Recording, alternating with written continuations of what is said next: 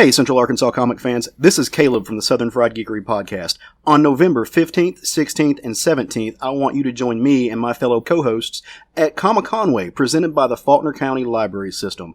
This takes place over 3 days. It's one of the conventions that we look forward to most every year. On Friday, we're all going to be up at the Faulkner County Library. On Saturday and Sunday, we're going to be hanging out at the Conway Expo and Event Center. It's going to be a wonderful time. They've got some incredible guests this year, including legendary artist Graham Nolan, Michael Golden, Freddie Williams, Jacob Chabot, and we really hope you come out and join us. It's going to be fun. We're looking forward to it, and we'll see you there. 1, 2,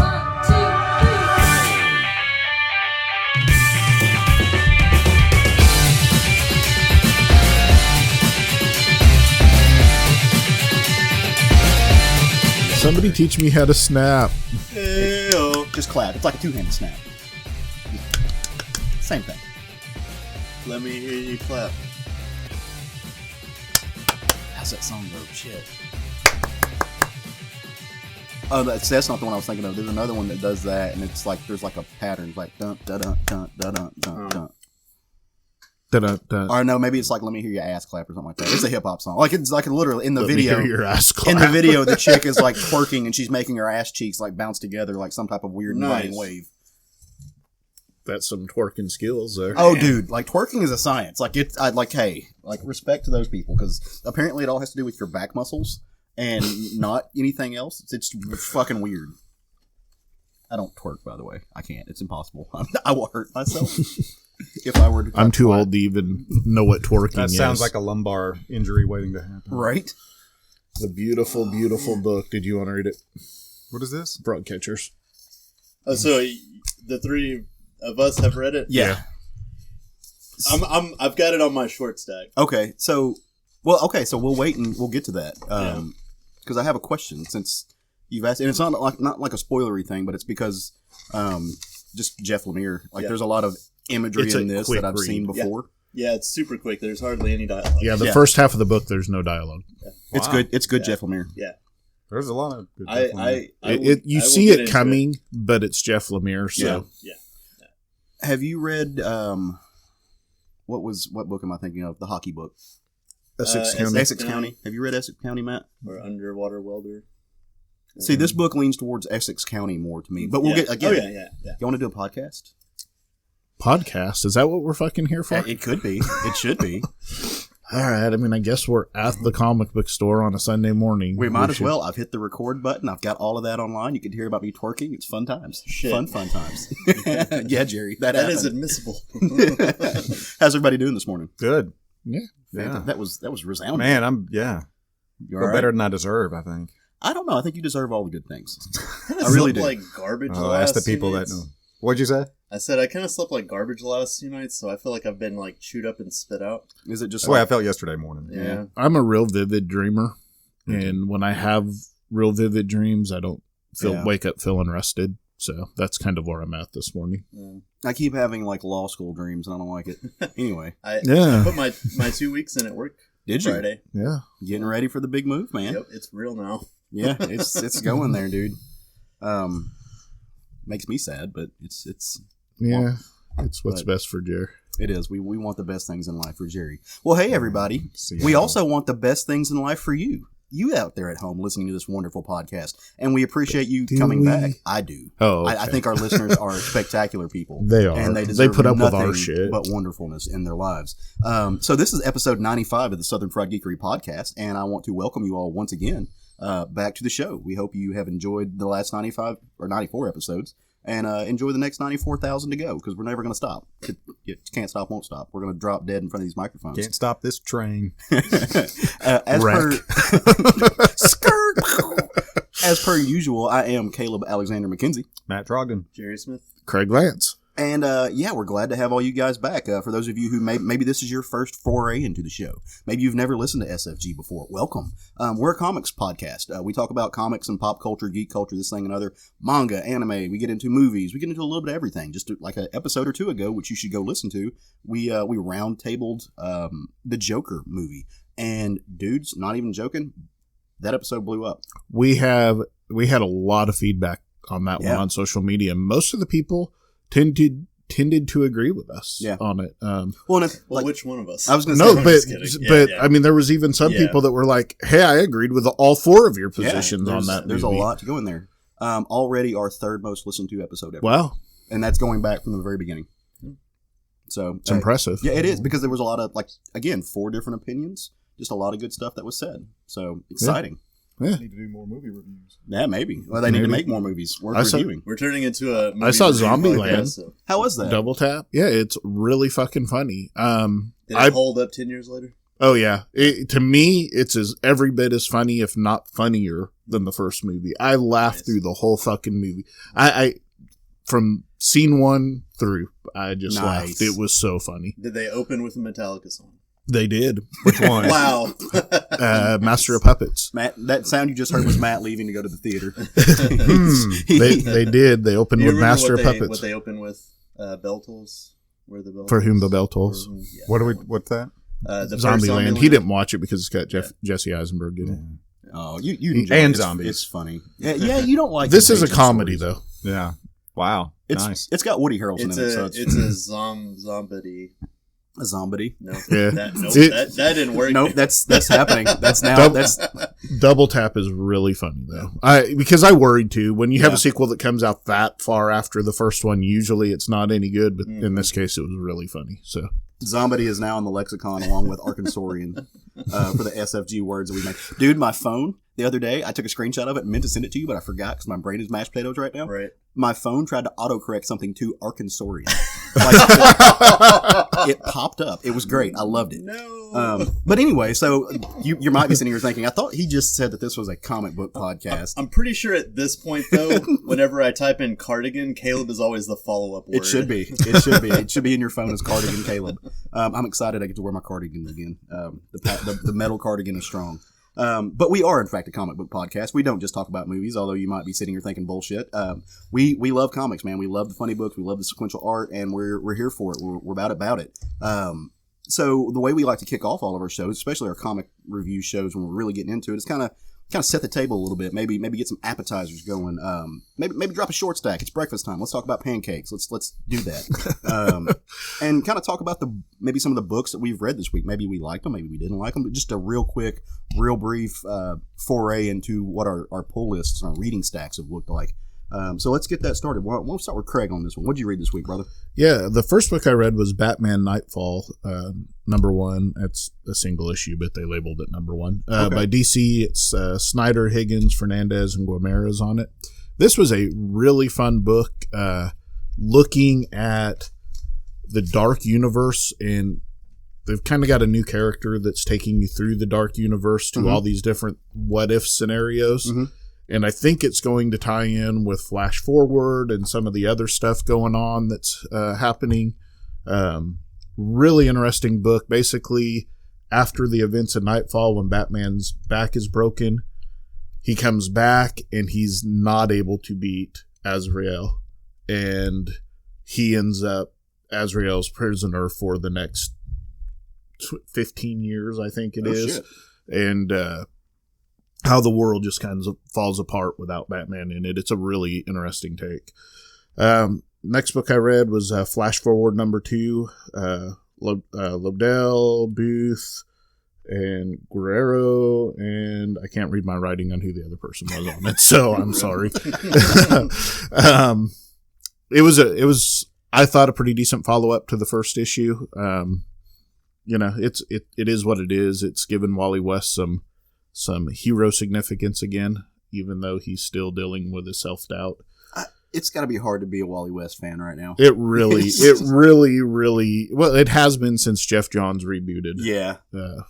Has anybody made sure that Tyler is okay? I don't think Tyler's okay with what's happening right now. I don't think we've heard from him in a little while. Yeah. And Inferior 5 #2, Giffen, Lemire, Dalecki, Hi-Fi, and Villarueba. Yeah, I can't say his name. He can come on the show and find us. Did a good job. Yeah. That book is continuing on. We got some more background information in this issue, and I'm really enjoying this series. So. Nice. Very cool. Nice stack, dude. It's going to be hard to follow that, but I'm going to make Gerry do it anyway. Yay. All right. So I read the OGN, Frog Catchers by Jeff Lemire. Yeah. Wherein Jeff Lemire tries to figure out what's the fewest page count that he can use to make someone cry and feel emotions. Right. And it succeeded. Yeah, I know you guys have you will read it. have your fifis in that book. Yeah. So It's Jeff Lemire. We were talking about this, and I think I got it recorded, so I refer you back to the intro on this. But so a lot of this book takes place around or under a particular bridge. Mhm. Is that the same bridge from Essex County? I believe it is. Did you catch Oh. that? Did you get that feeling or not? I did not. Like, and It has been quite a while since I read Yeah. Essex County, though. But yeah. Well, and it may not be. It may just be the way he draws bridges. But Somebody but at it Jeff felt like that to me. Somebody at Jeff Lemire and ask him that that's question. how every bridge is designed in Canada. So It very well could be. So I kind of wanted to bring up my spirits a little bit after that, and it just so happened that I had Pluto Volume 4 by Naoki Urasawa at work that day. So I was like, hey, let's jump into this. At work. Yeah. Well, so Frog Catchers is a short read. Right. It's probably like, maybe 20 minutes. Yeah, you can roll through it in 20, 30 minutes. Yeah. So I was like, well, I still have lunch and my afternoon break to read Pluto. Uh-huh. And the first story that they had was a scientist, one of the roboticists, that finds this little robot puppy that's a kind of a out-of-date model. Mhm. And it looks like it maybe got lost and it was all beat up. So he decides to take it home and fix it up. And he finds out that none of the parts are in stock and he can't help it. And it's just kind of like looking pathetic. And it just sort of like goes up to him, whimpers, and then it like just passes on. And he just has this whole, and like for a regular story about a dog that passes away, because we've had those, is sad. And this, like, Urasawa has been like absolutely like ripping my heart out with these stories.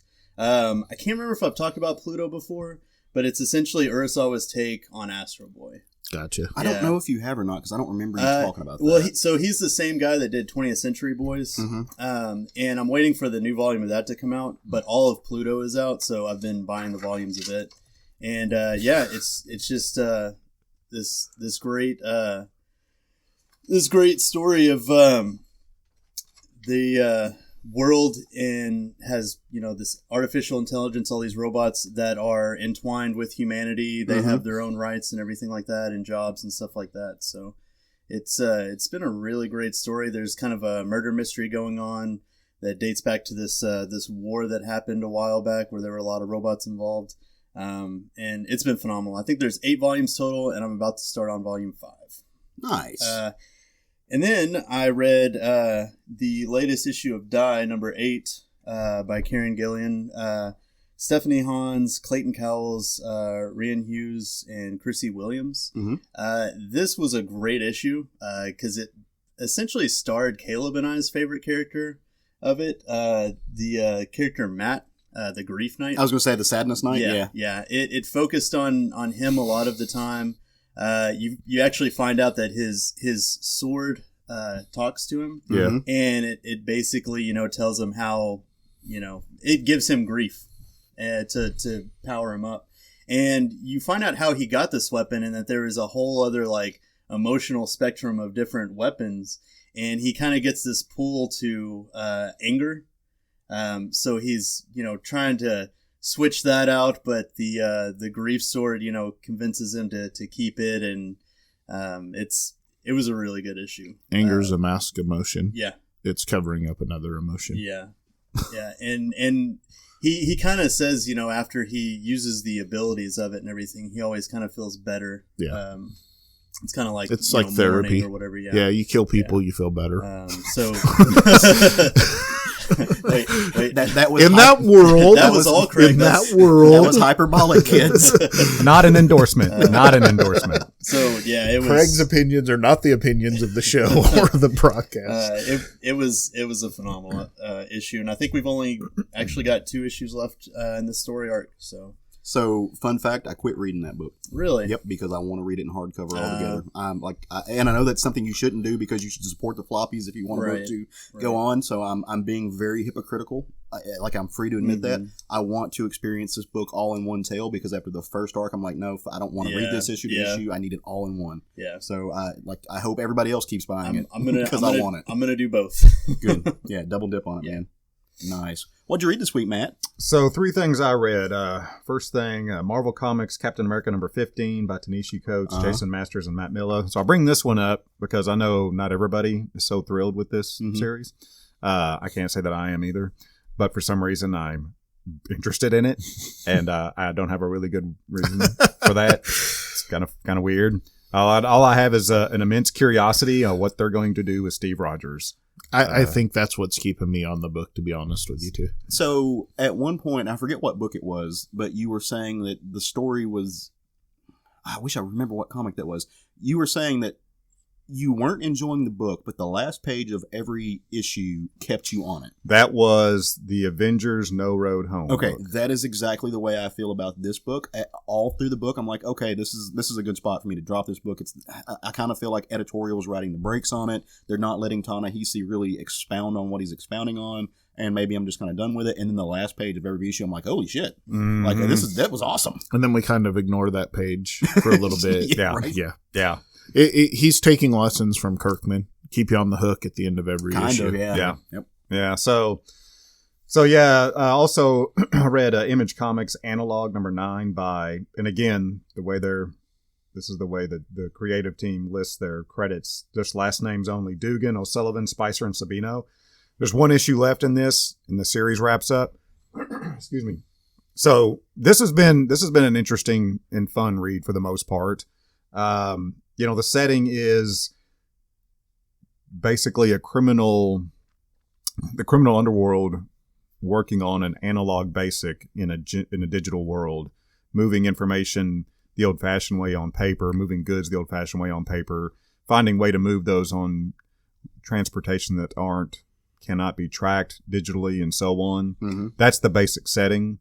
So it's been a pretty good read. The first arc I really dug, and the second one it's solid.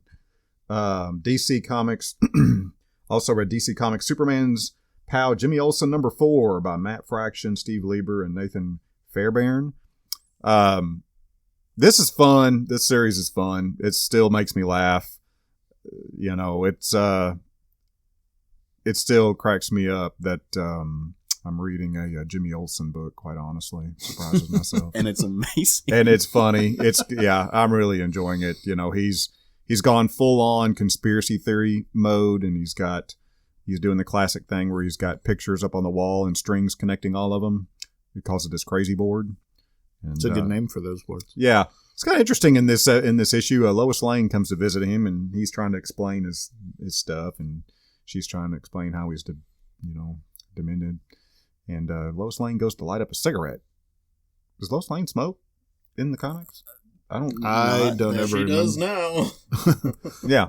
Only after sex. Yeah. Okay. No. If you had sex with Superman, you'd be smoking too. Yeah, I was about to say. What did her and Jimmy Olsen finish? Yeah. So I thought that was a little strange. That's weird. So yeah, that's my 3. Oh, nice. I like that you let me know I can go now. Yes. Because I'm constantly living in fear of cutting you off. It's just what I do. So I actually had I had a good week this week, and read some really, really genuinely good things that I truly enjoyed. And the first and foremost on that list is not something I bought for me. It's something I bought for my nieces because it's an all-age book that I was like, hey, this deals with some serious subject matter, but it's also some stuff that the kids are seeing very much in real life. It's all over the news, and it also involves superheroes. They're going to fucking love it. Yeah, right? Even though I say fuck talking about a kid's book. And it was Superman Smashes the Klan by Gene Lung Yang and Gerry Alanguilan. And also, shout out to Bill Zanowitz for this book. Not because he's the one who suggested the book to me, but because he linked me to all of the recordings of the early 40s radio program in which the first version of this story was told.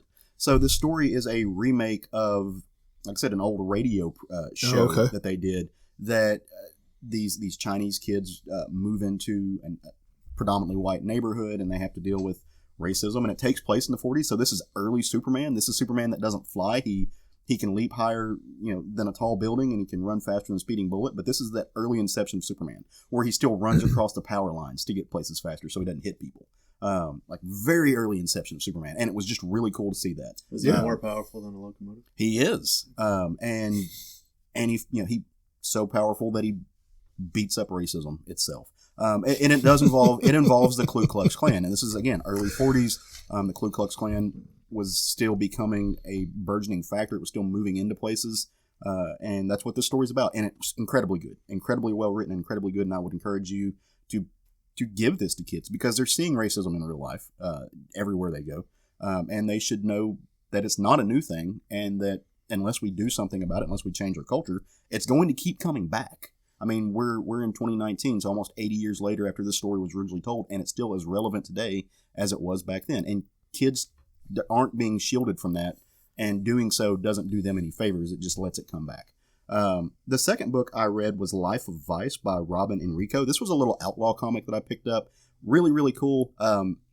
Essentially, it follows a young reporter who is following a kind of indie rock star who lives a life of vice. She's the epitome of sex, drugs, and rock and roll, and she has an eye patch, so it's awesome. And this is the kind of cartooning I love. It's very Diary of a Wimpy Kid. There are no borderline panels. There are no panels. Everything just kind of meshes together. It's really conceptual. It deals with some really, really cool shit. I threw up some photos on our Instagram page. You can go there and check it out and see what more I had to say about it. And then last but not least, I read Gideon Falls number 17, also by Jeff Lemire, Andreas Sorrentino, and Dave Stewart.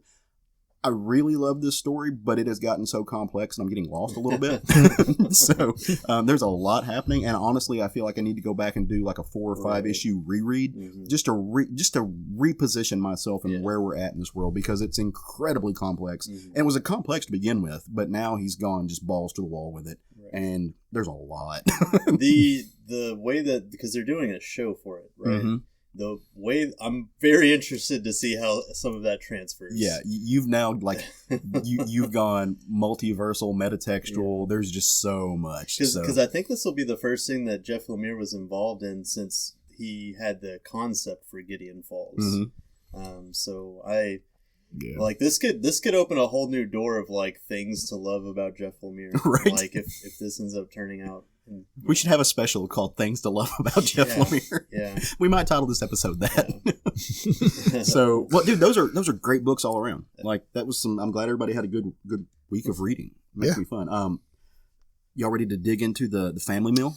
Yes. Let's do this. All right, so the way we run our shows, especially our comic-based shows, we have all read the same book, at least one of the same books. And we're going to break that down, give our opinions on each of it, and then each one of us is going to tell you about another book that we read. We're going to give you our review of another book so that the others may not have read it, kind of just talk about it and surprise each other. And we're going to have a lot of fun doing it. That being said, this book that we're going to talk about, and maybe some of the other books that we're going to talk about, are new books, and you may not have read them. And if not, that's fine. You don't have to. Maybe you want to stick around because maybe it's not on your pull list. Maybe you're trying to see if you want to pick it up. Craig says this all the time. Like, these reviews are a great way to decide if this book is for you. But maybe you are definitely going to read this and you don't want it to be spoiled for you, which is fine also. Go read it, come back, and then check out the episode. And then come to our Facebook page, our Facebook group, be a member of it. Maybe like us on Instagram and Twitter. And involve yourself in the Southern Fried community. Involve yourself in the conversation. We'd love to have you. We love engaging in these types of conversations with people who listen to the show and who also love comics, because it just makes it fun. It's what we're here for. So, all right, are we ready? Yeah. All right, so the book that we read this week, the book we decided to throw on the round table, the family meal, if you will, is X-Men #1 by Jonathon Hickman, Lienil Francis You, Gerry Alanguilan, Sonny Go, and, of course, the main man in letters, VC's Clayton Cowels.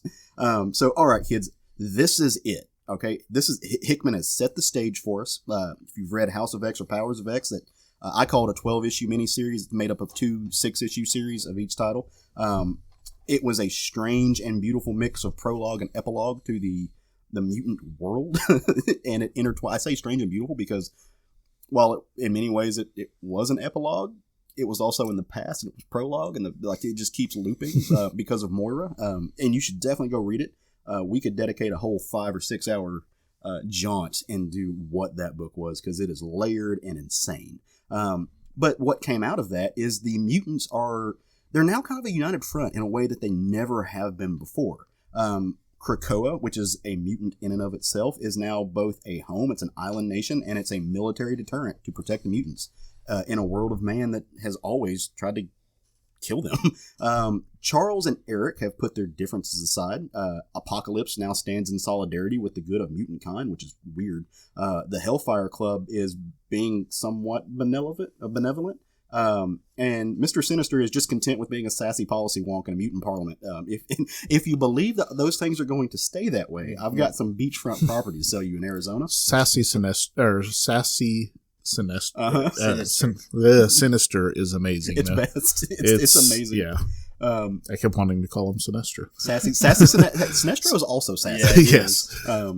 So the X-Men are back to being this kind of tactical force in the world, and this time they're sanctioned in a way by the UN as a recognized government. And dudes, they are busy busy. Cyclops and Storm, they're leading their squad from battle site to battle site, and they're scrubbing the last vestiges of Orcus off the face of the earth. What is Orcus, you might be asking if you haven't read the Hoxpox series. You should go read the Hoxpox series. They'll tell you, but I'll give you a little brief overview of what it is. Orcus is, think of Bolivar Trask's Sentinel program on steroids, meth, and the super soldier serum. And that's kind of what it is. It's a conglomerate of former Sword, AIM, Hydra, SHIELD, Armor, Alpha Flight, and Hammer scientists bonded together under the banner of human preservation in the face of mutants and the burgeoning mutant identity. And what that roughly translates to is this is a scientific advancement of mutant genocide. Straight up, just what it is. Yes. Storm and Cyclops are clearing yet another base, and the long hours are starting to catch up with them. I mean, like I said, they're busy, man. These dudes are just working, and they're tired. And the game of numbers is kind of against them. I mean, they're a small strike force, and they've just waded into a heavily guarded base. And just when it seems like they are going to get overwhelmed by this kind of legion of orcish shock troops, for lack of a better word, that are packed into this base, the roof just opens up, and they're suspended open air like just a gleaming white knight is Magneto. And he's brought his daughter Polaris to play with the X-Men. They're on the same side. It's great. It's kind of awesome. We've only ever seen this in small scale. And play they do. They tear through this base like a hot knife through butter. But something's off, right? Like, Orcus is basically defeated. What the soldiers should be doing is running for their lives. Like they're done. But what they are actually doing is they keep falling back and kind of regrouping instead of dispersing. And I mean, it makes no sense, right? There's no winning at this point. It's almost like they're protecting something. Right. And these Orcus scientists, I mean, like I said, the dudes are up to no good. They've been trying to jumpstart human evolution to match the mutant abilities. And in doing so, one of the things that they've learned to do is to splice genetics. And while they may not have succeeded in advancing human evolution, they've got regressing it down packed. And they have formulated this serum that, when injected, it brings out kind of the ape in all of us. So literally, yeah, literally. And the Orcus leaders turn themselves as kind of this last resort to hold off the X-Men into simian guerrilla soldiers, literally guerrilla soldiers, not gorilla soldiers, and to this simian assault squad that keeps the X-Men busy while they're doing, while they're basically exporting their scientific research safely away, most likely to a base that's being like floating around the sun that you've seen in Hoxpox, to keep it from being apprehended by the mutant. And it works. The X-Men are ultimately triumphant in defeating the guerrilla soldiers, and what they find is a small prison filled with young mutants and something else. It's the first post-human. And yes. Again, see Hoxpox. But the post-human, she wasn't ready to come out of the quote-unquote cocoon yet. Like, she wasn't done baking. She still had a few minutes left in the oven, and she's scared. She's a little, doesn't have her bearings. And instead of, she's not really interested in hanging out with the X-Men. She talks about not being done yet, and she has to do something else because there's gods walking among the earth. And Magneto's like, well, yeah, that's us. And she's like, oh yeah, that's right. Poof. And she's gone. And she teleports herself away. After this happens, they kind of regroup, and Storm opens up a Krakoan flower portal back to the homeland, and they get the mutant children back to the safety of the island, where they're greeted by fanfare, especially Magneto. There's a great scene. Magneto's basically treated like a rock star, and he is eating it up. By the way, there's some really, really great newly designed mutants, and I think you should pay attention to two in particular that you're going to want to keep an eye on. There are these two like glowing radioactive gold and blue kids that don't talk, but I think they're going to be an important role. I think that they were singled out for a reason. But not all the mutants are living on Krakoa full time, right? Like this is kind of a mutant paradise, mutant haven. It's worked in ways Genosha never could. But the reach of the Krakoan flower portals are literally universal. If you like, they work like wormholes. The Summers family have taken up residence in the blue area of the moon, which, by the way, is hilarious because you know who used to live there. Yes. Yeah. The Inhumans. And they're not there anymore. Because we saw why. Right. But which men, when I say the Summers family, right? Like which members? Kind of all of them. You've got Scott, Jean, Havoc, Twink, Cable is kicking it with them. Rachel and Vulcan and Corsair. Plus they've got a few house guests. Wolverine seems to be living with them, and a whole gaggle of other misfits that Vulcan has invited to the house for a cookout. Wolverine's not just living there. His bedroom is attached to Jean's, as is Scott's. I mean, now we probably know why Logan's had a smile on his face through all of Hoxpox. So, just throwing that out there. Yeah, there's some... so our buddy Brian called it. There seems to be some polyamory going on in that relation. And that's awesome. If that's the case, that's rad. Like, I love that. There definitely is, based on what I saw in this book. And in my brain, they're a throuple. They don't need to have separate rooms. I'd love to see. Never mind. I don't want to get into those details. So a throuple. So Vulcan has invited. And by the way, Vulcan is amazing in this story. Yeah. He has invited all of these mutants, all of these people, these miscreants, these misfits to the moon house for a cookout, a cook-in. I don't know. They can't exactly go outside. It's the moon. So it's getting a little crowded anyway. And with a whole lot of folks comes a whole lot of dishes. And that's where our story kind of leaves the mutants. But hey, remember those Orcus guys I was telling you about? Remember that space base they had floating around the sun that the X-Men died to destroy? By the way, if you're wondering how they died and they're still here, go read Hoxpox. Remember that psycho scientist and the woman who like watched her husband get killed to protect the station, and the station's ability to build the mother mold? Remember those guys? Well, they're still there. They're still very much alive, and they're rebuilding. And they kind of just cracked the Lazarus Code, which is not what they call it. That's what I named it. Hashtag trademark. But they're fixing to come back with a vengeance. Apparently, they know how to. They know how to bring humans back and not just mutants. So, and that opens up a whole can of worms that I can't wait to get into. It almost had a very Philosopher's Stone vibe to it. Yep. So, okay, before we dig in, I think you can kind of tell by my tone what I thought of the book. Craig, what did you think of the book, man? I loved it. Yeah. I mean, what's not to love about this book? It was funny. It was drawn well. There's excitement. There's a family dinner scene where, Wolverine threatens to kill Vulcan for cooking his steak too far. Threatens to fighting. Yeah. It was pretty fantastic. So, and the scene where young Cable and what's his face are talking about their weapons, right? And Cable asks his mom if he can trade weapons with him or whatever. Yeah, it was a good book. It was fun. I was a little thrown off by Vulcan because the last time I saw him in anything was War of the Kings, and he fucking was ruling the Shi'ar Empire with an iron fist. So it was kind of interesting seeing him in this light. It was interesting to see all of the Summers in one place. Yeah. You don't get that very often. What do you think about it, Matt? With Wolverine. Right. Yeah, with Wolverine. Oh, yeah. I mean, I love the book. I am immensely curious on where this is going. Yeah.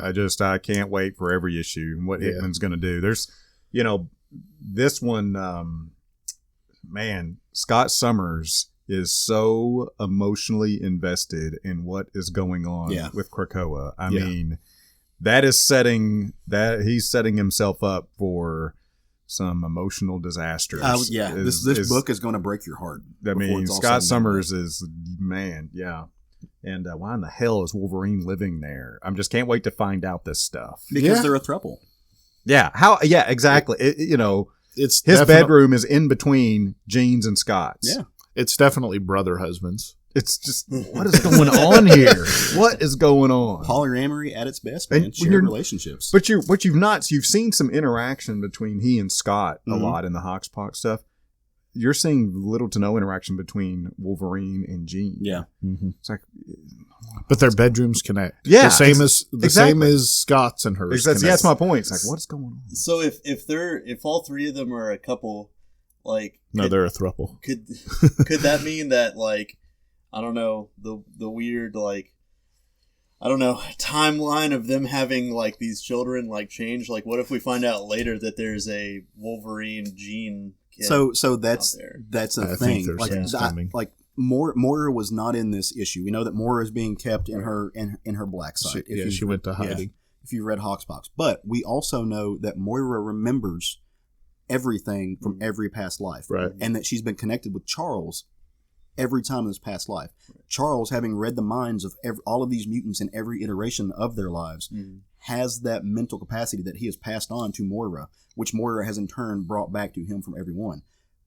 There is no way that Wolverine does not have access to the memories of he and Jean in all of these past lives, right. or Scott, or Jean and Scott. Yeah. So there's no way you can bring that type of deep emotional baggage, that deep attachment from, like, literally up to, I think at this point, 13 lives and loves, to the forefront of your cerebellum with not holding on to some of that. So that's why it makes perfect sense to me that they would have connecting rooms, because all of those emotions are still there.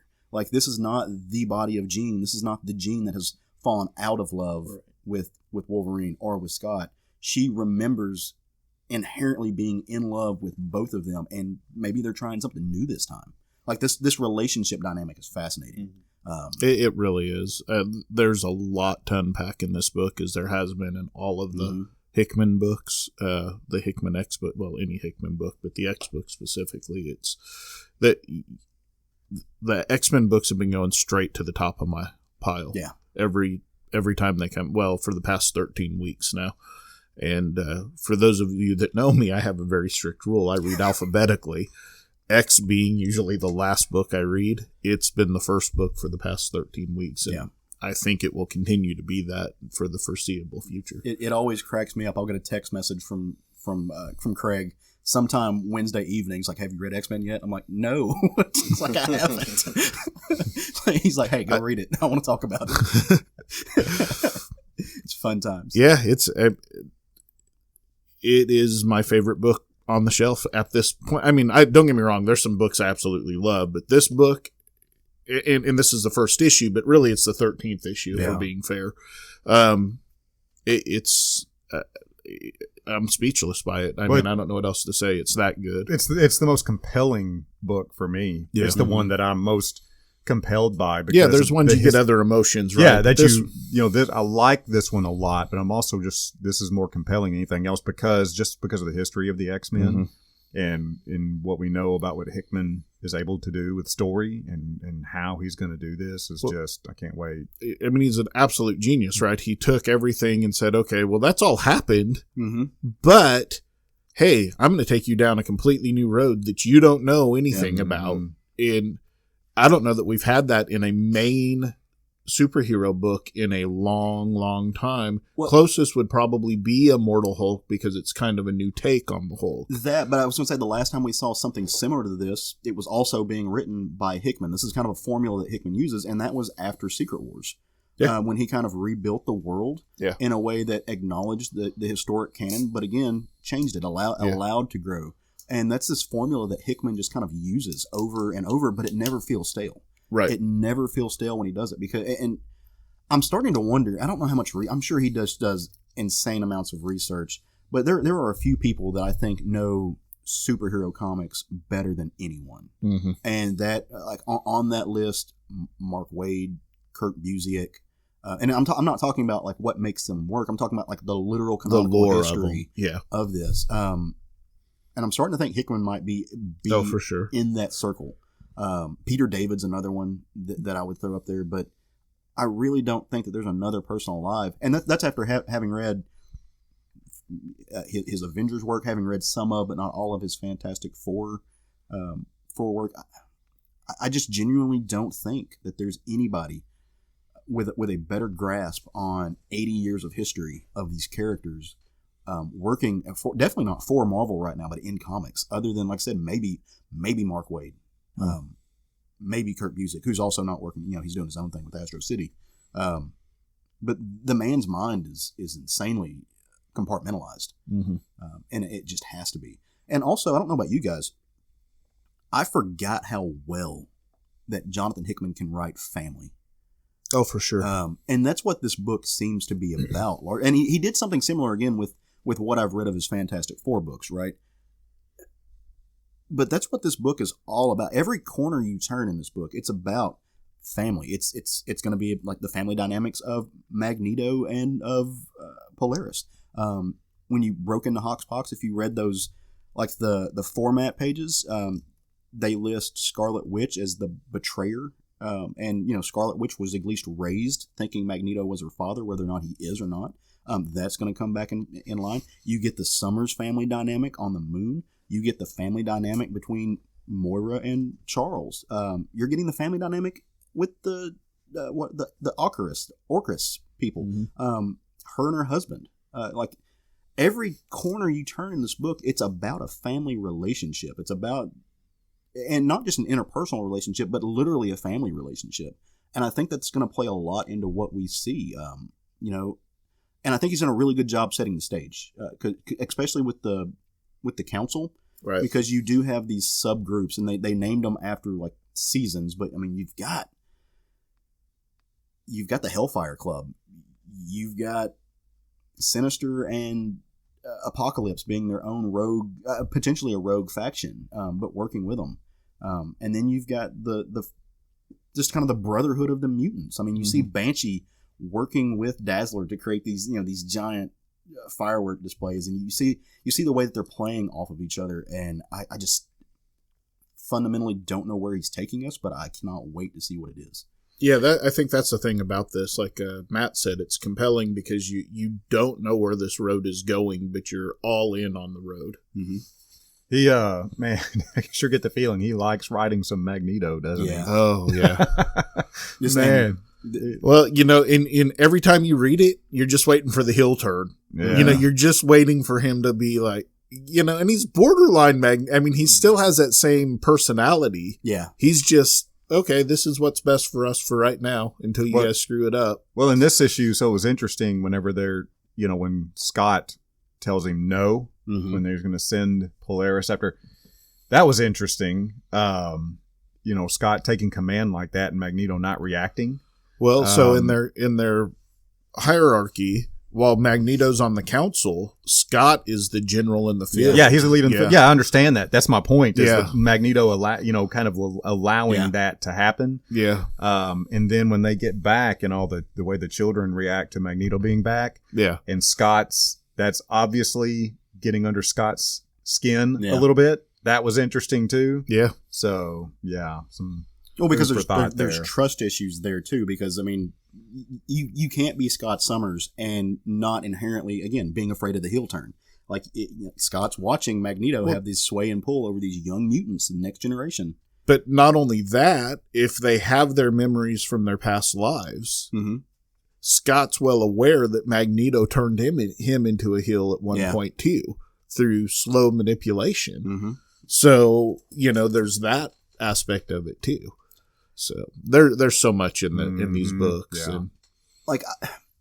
And apart from the plot, so my favorite art from Hoxpox came from Pepe Larraz. Oh, for sure. And nothing against the other artists who work on that book. And I'm trying to remember RL or R.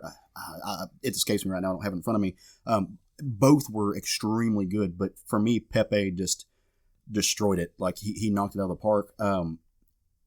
Lienil Francis You is a good follow-up to Pepe's style. Yeah. I thought, there might be a little letdown, but and I shouldn't have thought that because Yu's a fantastic artist, but the art was fantastic in this book. it's emotive. It's like I read some other books this week where it was really noticeable. And again, I think this is something that we're seeing more of, and maybe that's why I'm noticing it more. But you can really tell when people are using like form figures to draw. Mm-hmm. This feels so. I was doing robot. No, it made me think of that thing I sent you guys yesterday. But it really did. The art in this book it's motive. Like it's like nothing seems stiff. Nothing seems stale. Like like the scene I keep coming back to in Hoxpox that just really sent it over is from the first issue when Logan is playing with the kids. Like that scene that was just so much emotion packed into every line. I'm like, okay, there's no way that like this is a panel I will remember for the rest of my life.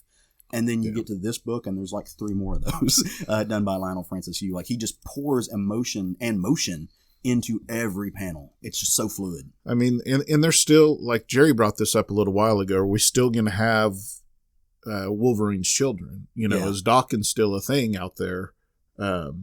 Laura, who's a clone of him, did that happen in this timeline? Have we seen Laura in this yet? I have not. We have not seen her even in a background that I've seen. So I don't know. And Dawkins, now see, his children I would think are, because he lived for so long. Yeah. We don't know when he had the children. Yeah, so in a book that's so inherently about cloning, it's weird not to see the clones. I just noticed that. I haven't missed them per se, but now that I know it's there, I'm not gonna not be able to see it. Yeah. So it'll be interesting to see how that plays out, because both of those characters are a big part of who Wolverine is, in my opinion, both Dawkins and Laura. Well, she's going to be in the Marauders. Is she? Okay. Yeah. So how she they is weave, in it. Yeah. how they weave these. Now you got to buy that Marauders. You got to buy that one too. It's like you weren't going to try out the first issue of each of these books. I wasn't on that one. Was that the one I was not going to try out? I don't know. It doesn't matter. Now you are. So that's a good segue for this. We are now getting, I think, 5 or 6 books total that are splintering out of what Hickman has done. And the 2 ones that Hickman is really pushing are going to be X-Men and New Mutants, but you are getting X-Force or X-Factor? X-Force, yeah. Marauders, Excalibur, New Mutants, X-Force, and Fallen Angels. Yeah. I am excited for all of these books, to be honest. I mean, we haven't had a good Excalibur in a long time, but with Hickman overseeing this entire thing, I can't wait for the Excalibur. The team mashups that they're showing for these books have got me interested, at least in the writing for all of them. Now, again, I know I'm beating a dead horse here, but I can't deal with Kudranski's art, so I will not get that book. Which one is it? Excalibur? I think it's Marauders that he's on, which really is disappointing me right now. Well, I'll be getting it because it's got Laura and the teams. I'm going to try the first issue of all of these books for sure. I wanted to dump my chub because now I'm doubting myself that she may be in Fallen Angels. Oh, she might be. I think I may be wrong. Maybe it's Fallen Angels that Kudranski's writing. I don't know. He's writing or drawing. He's doing one of them, and I just can't with that dude. Like, no offense to him personally. I'm sure he's a great guy, but his art is just bad. At least in my opinion. That's my subjective I will opinion. agree that the first issue of Punisher was bad. I didn't follow the rest of it. No, it's rough. But so you guys are all on board. You're gonna. I'm all in. Gerry, are you all in? I'll probably at least read X-Men and X-Force. Yeah. I just haven't been this excited about the X-Men family or the X family, mutants in general in Marvel in 20 years. Yeah, same. I mean, and I'm just that excited about the mutant family. Well, and not that I know, not that I have any information about this is going to be part of the plot or whatever, but I'm inherently interested in a world where global warming and the efforts of man have led to the burgeoning destruction of the world that we live in. I'm really curious about the relationship between Krakoa and Cypher. So I really want to know, I'm really interested in the New Mutants book for that aspect in and of itself, because I want to know more about this relationship and what happens between them. And I really don't think you can have those two figures bonded the way they are.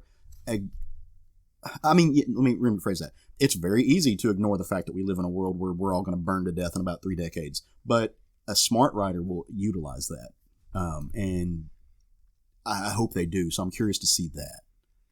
Yeah, I mean, there's so many things that can be pulled from these books. It's just layers upon layers. For sure, man. And it's just deep. Yep. So yeah, it's an onion that you just slowly have to peel the layers off of. And hashtag Shrek. Yeah. So yeah, man. Check out X-Men #1. Jump on these books. I'm here for it, man. I'm loving it. These are. I haven't been this excited for a superhero book since I think the beginning of Immortal Hulk. Yeah. And it's nice to feel. So I don't know about you guys, but at least in the past 2 or 3 years, I've not been anti superhero books. There's been a lot of stuff come out, but I like the flame has not burned bright for superhero books more so than it has other stories. Like I'm now really excited for superhero books again.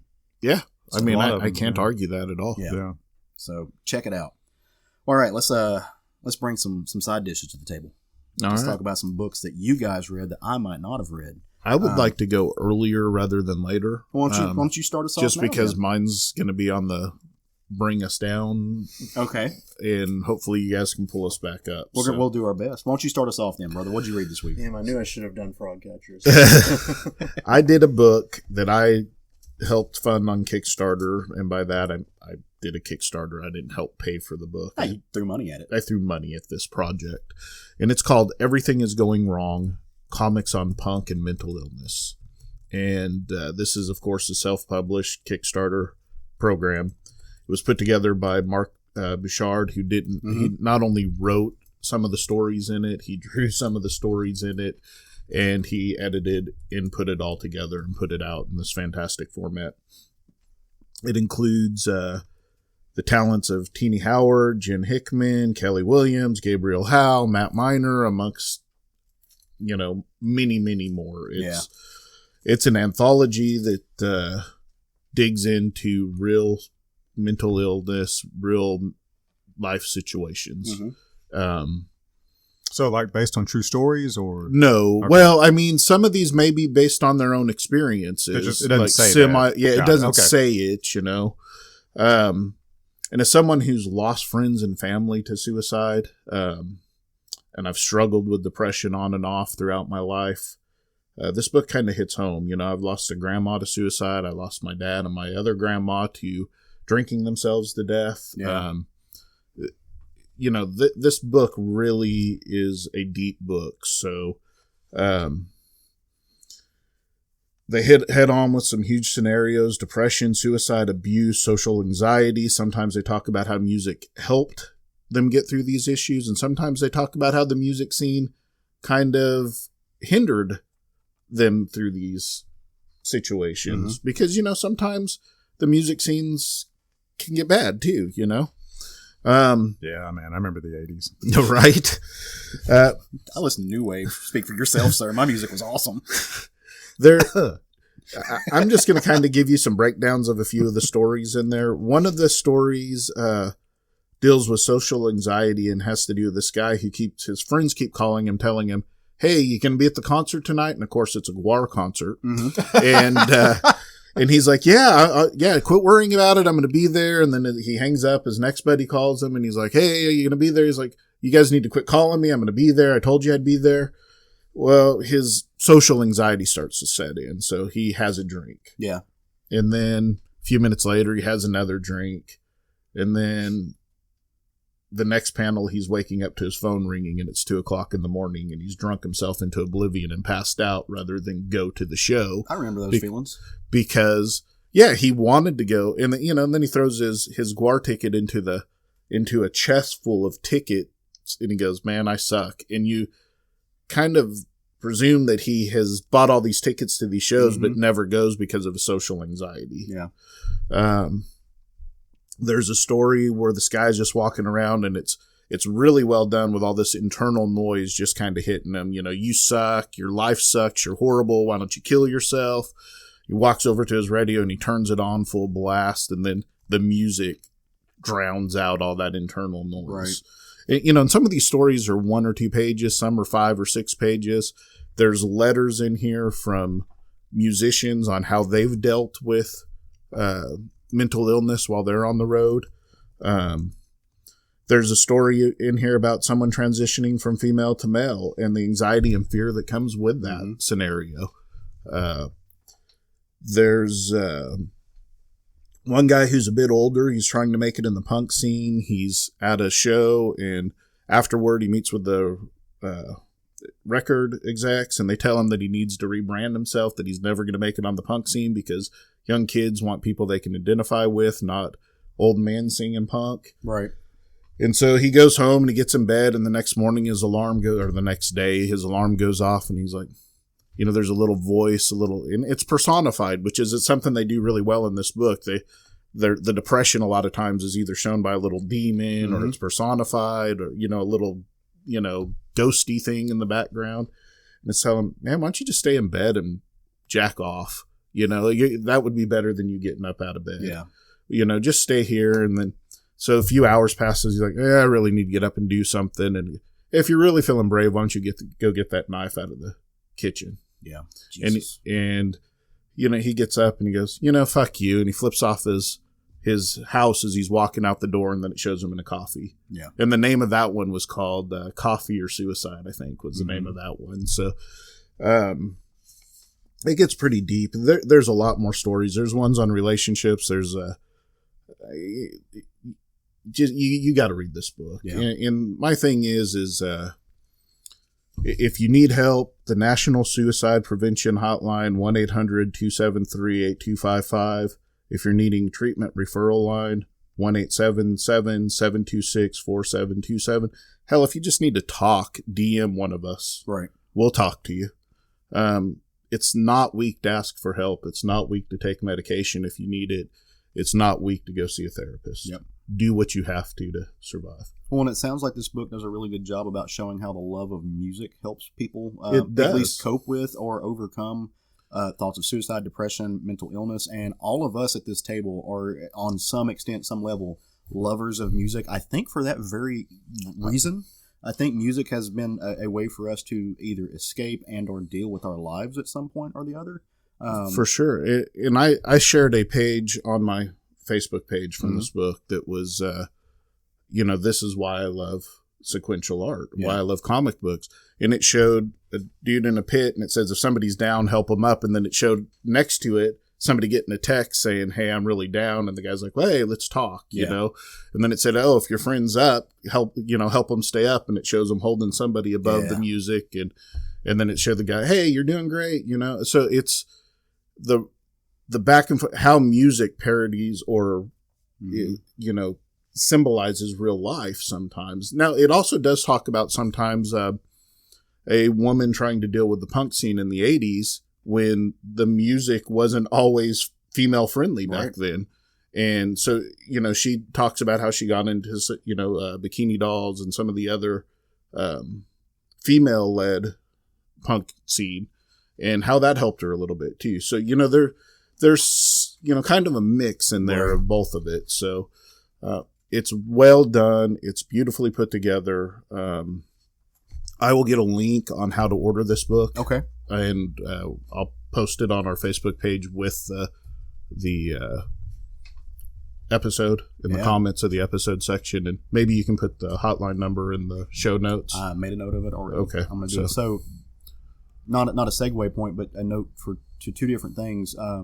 Number one, the SFG Awards are coming up second week of January, and we do have a Best Anthology Award. And also, we put these forms out for everybody who listens to the show to go out and also let us know what you're reading. So go check this book out, and it might make it to your SFG Awards. It's on my list for anthology for damn sure, because it's a powerful, powerful book. I'm going to leave it here for whichever one of you guys wants to read it next. I'm going to hit Gerry with Matt. That way I'm the one who gets it. I'm just going to pick Matt up and throw him at Gerry and run. So whichever one wants to read it next. I feel like I'm going to get thrown by you, or hit by you instead for some reason. I mean, there's a story in here about a guy or a woman that her cousin introduces her to a dude. Yeah. They kind of connect. The dude kills himself. Mm-hmm. Her cousin kind of goes off the deep end, and how not only did she lose this guy that she had kind of fallen for, she also loses her cousin in this suicide, and how suicide affects more than just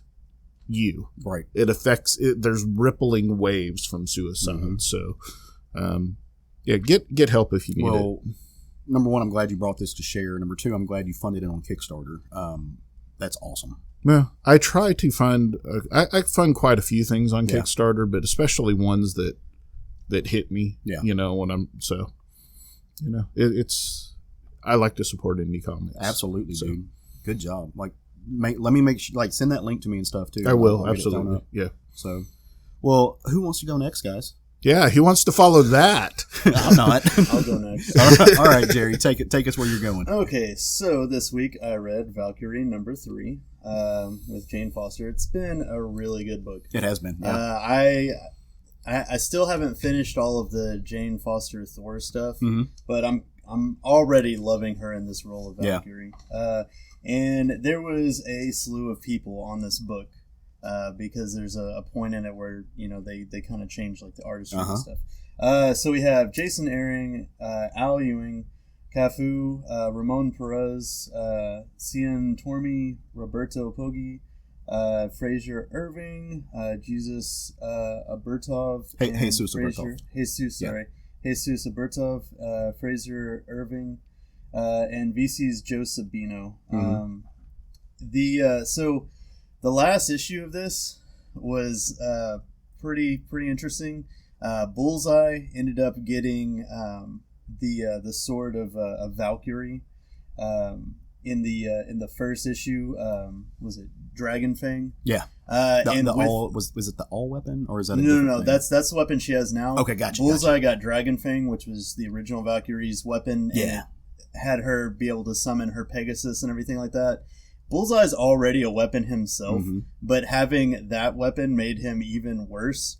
And before Jane beat Bullseye and destroyed Dragon Fang, Bullseye put a mortal blow onto Heimdall, and he ended up dying. So this issue is, a Valkyrie's job is to shepherd the dead into the afterlife, and Heimdall, as his last wish, instead of going to Valhalla, he wanted to go to something he had never seen before. So they jump on this Pegasus, and her weapon essentially takes them on a journey, and that's Undrorn, was it? I think that's how you pronounce it. It's one of those.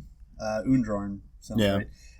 So it's first, Norwegian. Yeah. It first takes them to the moon, and then a portal opens up, and where they end up is in heaven, in the Asgardian version of heaven. And if you read War of the Realms, you know that heaven and the angels and the Queen of Angels were all involved in that war, and they were trying to take over Earth. They were on the wrong side of that history. The Queen of the Angels had died, and apparently that started a war between all of the other angels and who's going to rule next. Power vacuums.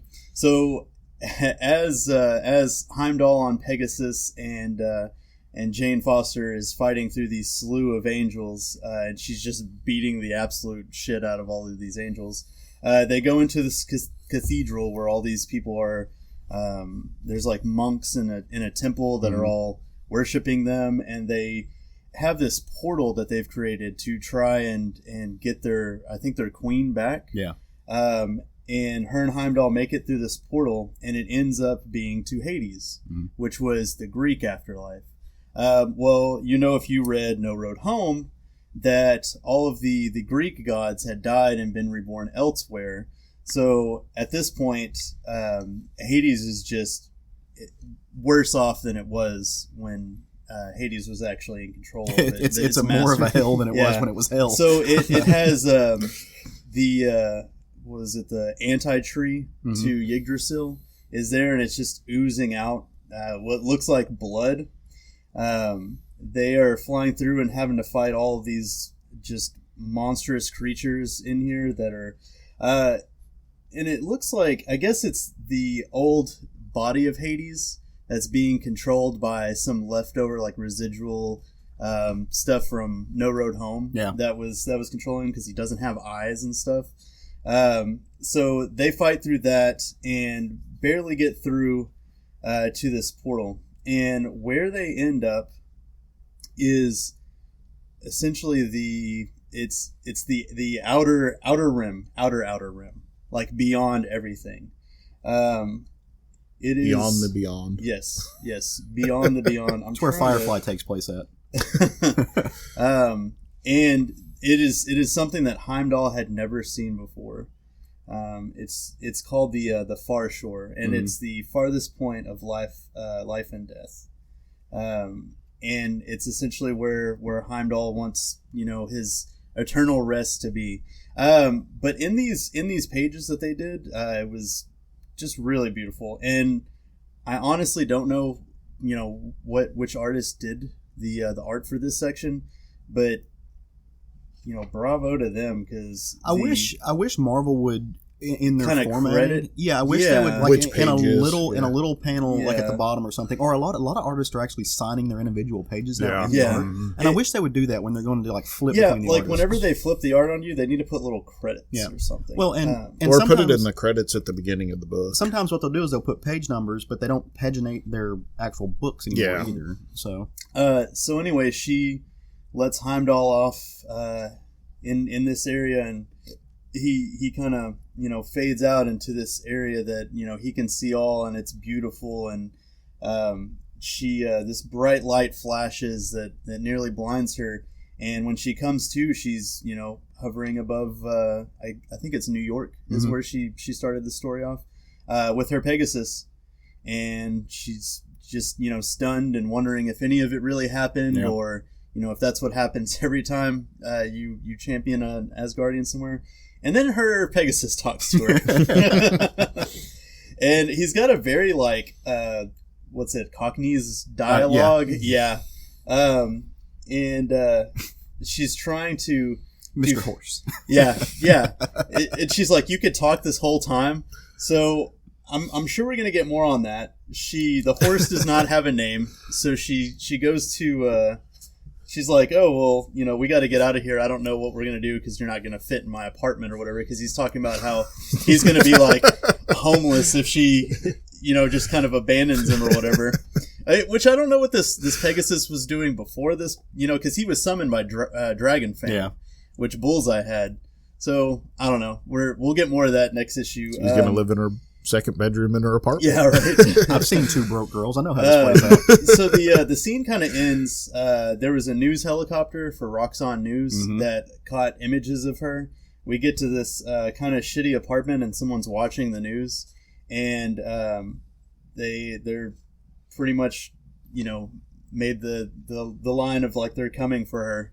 And she'll never see it coming, and it is actually it's the Reaper is his name. Grim Reaper. Yeah, Who is one of my favorite villains. Yeah, and he's which is interesting because the last time I remember seeing him was when he died in Vision. Yeah. So I'm wondering, how Can you really kill the Reaper? Yeah, it's true. He looks pretty fucked up as it is, though. Like, he's missing teeth and his costume's all fucked up. But, yeah. So, really, really interested in seeing where the story goes from there. So I'm on this book as well. And one of the things I thought was really impressive about it, I mean, really, really impressive about it, is how, again, Jason Aaron and Al Ewing working in tandem, how they low-key just changed the mythology of the angels, because if unless I'm mistaken, up until now, all we've ever known about them is they're all just kind of I don't want to say female, but they're feminized. Yeah. So you look at Angel going back to the Spawn era and when McFarlane Angela brought her back and forth through that. Like they're all presented as women. They've never shown us, and like I said, unless I've just missed it, men. Well, I mean, this also isn't Christian heaven. No. Yeah. No, but it's Angela from. The Spawn. angels are their own being. In the North, in this kind of Thor-esque North mythology, they've only ever shown us female versions of the angels. There's been the angel queen and the angels. Now we know that there are actually, I don't not want to genderize it. There are masculine versions of the Angelus. But they're just monks. Like they're subjected. It's kind of this reverse. It's a matriarchy instead of patriarchy. It's very Wonder Woman-esque. And how they just low-key threw that in there. And it really does change the entire way we think about the angels as far as this Norse version of them go. It's just genius. even in Christian mythology, the angels are neither masculine nor feminine. They have masculine names most of the time, but they're neither masculine nor feminine. Right. Yep, they're genderless. Yeah. It's just really cool that they did that. I mean, they went there and in a very subtle way. Like it was just to me, it was a really cool moment. Yeah. And also, again, you're talking about the history of comics. This book reminded me a lot. Did you guys ever read the what do you get the man who has everything story, Superman story. It's Alan Moore wrote it. It's essentially what do you get Superman? He's got everything, and what they give him is a memory of his family. Was that the one with Darkseid in it? Possibly, Because I think they redid it in the I think the Justice League cartoon. I thought like it was his birthday. It's one of the I'd have to go back, and it's been years since I read it. I would have to go back and reread it, but it's one of the best Alan Moore written stories ever. The one in the Justice League cartoon, I'm pretty sure was not based on Alan Moore, because I remember that one because Batman gave him a gift card. Oh, really? It could be Alan Moore. In the Justice League cartoon, it was like Darkseid came in and he had like the mind controlling like parasites, and it pretty much gave him these visions of what his life would be like if Krypton had ever been destroyed and he grew up on a life on Krypton and had a family and everything. Well, and the reason I bring that up is because with Heimdall, what do you get the man who can literally see everything? You get him the one thing he hasn't seen before, and it was a beautiful sentiment. Yeah. So the world is going to be less fun without Heimdall in it. Yeah. Well, we can throw Murdoch in that place. He's got experience. Well, I mean, until the next Ragnarok happens and he comes back. Right. So. Yeah. I mean, it's not like Heimdall will be gone forever, but Well, Matt, you want to thumb wrestle over who goes next? I want you to go next. I want you to hear you talk about this book. All right, cool. So for the past few, for the month of October, the past few episodes, I've been bringing some some older horror stories. Started this off with talking about some Man Thing, which was really good. Last week, really good Man Thing. Last week I brought vampires to the show, and I really wasn't really happy with the review I gave of that book. I don't think I did a lot of justice, but I would still encourage people to go check that out and go listen to it. So I wanted to bring some more horror. It's Halloween. It's spooky times. So spooky times. What is trademarked. What is more Halloween-esque? What's more horror-based? Well, there's lots of things, but in this instant, then werewolves. One of my favorite horror themes. One of the best. Really, really visceral. Really, really plays into the mechanics of the human psyche, evolution. Since we started this off with X-Men, and so I have got from my personal collection, Farrell's Number One, and this book is written by David Lapham, drawn by Gabriel Andrade. It's let's see. Digicore Studios did the colors, and this book was published by Avatar. Yeah, it used to be for a long time was one of my favorite smaller publishers. Yeah, they've kind of gone off the map now. Well, I will say this: you can get Farrell's for fairly cheap now because they're selling all of their trades for a cheaper price. Yeah, Farrell's cheap. Yeah. I see what you did there. They're like $5 a trade in the magazine. So now. Go see your local comic book store. You can get this book for. And they've got a kick-ass catalog. Like I said, for like 3 years they were my favorite little mini. Right here on the guys. table, there's 20 trades of Crossed. Yeah. Get some really great work with Warren Ellis. That's where I met and found Justin Jordan through. What was he doing with them? Do you remember? So he actually did he did some work with Crossed. Okay. That makes sense. Yeah. And that's where he kind of got his foot in the door. But then he also did a series with them called Dark Gods. I remember that one. It was good too. Okay. It was great. Just extremely, extremely good books all around. So this story, I want to tell you a story about... Extremely violent, not for everybody also. Also nudity. This is also the company that is a sister company to Boundless. So I just want to make that known. Like this is not a book for children. No Avatar book is. No. Yeah, I had somebody that came in wanting, a Walking Dead, like a zombie book, and they bought Cross and returned it 3 days later. They're like, this is not for me. Cross. I literally told them, like, I don't know if you looked through this, but it's pretty graphic. And they're like, I can handle it. Cross is one of the few series that's ever made me like actually almost vomit when I was. I read every book and never had that problem. It's real fucked up. I didn't read every Craig's book. very desensitized. I am desensitized to violence. It's too fucked up for Caleb. But what's not too fucked up for Caleb is Farrell's Number One. No, actually, I want to talk about Number 1 and 2. I'm going to kind of blend them together because I've got this in trade. I've got all the single issues, but I've also got all the trade paperbacks. So I think it's a great series, and I enjoy loaning them out to people who I think should also bring them in and appreciate them in the way that I do. So the story, the entirety of the story, really, kind of centers around the character of Dale Chestnut. Now, Dale Chestnut is he's a small town cop. He lives in the Lake Country. Minnesota, I think, is where it's at. Either Minnesota or Wisconsin. I have to go back and really, they only mention it once in the book. But again, very rural area. He works for the police department, and he gets a phone call at one point, and it's not a good phone call. It's not something he wants to hear. And it's actually a phone call from his best friend, his best buddy, his ride or die, his drinking partner. It's from his ex-wife saying, hey, you need to get in. His name was Mark. You need to get out to Mark's trailer. Just come on. Something terrible has happened. And when they get out there, it is the most horrendous, gruesome bloodbath. There are body parts everywhere. It looks like something has just shredded a human being. And he's standing there looking at these pieces of his dead best friend with his dead best friend's ex-wife, who also, by the way, low-key has been sleeping with, because that's the kind of person Dale is. And they don't know what's happening. And it's very upsetting, right? Of course it was. You walk on, like, it looks like you just saw your best friend get put through a fucking blender in his trailer. It's carnage and just to the T. And there's no clues. Like, what was this, an animal? I mean, we're dealing with, there are grizzlies. We're dealing with the northern United States. They're basically in the tundra. What could have done this? Was it bears, a wolf? I mean, this is no human could have done this. But whatever did it had to have done it very quickly, because part of his arm is still holding his coffee cup. This thing ripped this dude in half so fast his muscles couldn't relax off the coffee cup. It's still sitting on the coffee table. He just this poor bastard was sitting in his undies somewhere drinking coffee and just got obliterated. And of course, Dale being a cop and understanding that, wait, why was the ex-wife here?